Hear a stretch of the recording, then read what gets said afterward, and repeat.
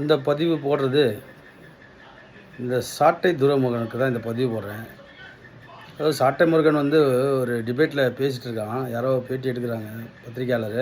அதில் சொல்கிறான் பாக்கியராஜ், ராஜேந்திரன், அப்புறம் வந்து கமல், இவங்கள எல்லோரும் ஒப்பிட்டு பேசுகிறா போல்.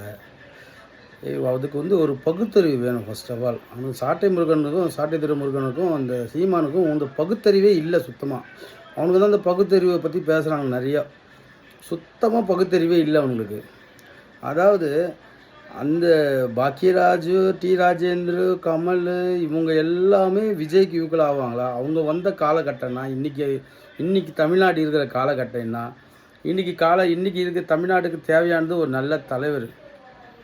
அந்த தலைவர் வந்து இன்றைக்கி விஜயான் ஜனஜங்க நம்புகிறாங்க. அதுதான் விஷயம்.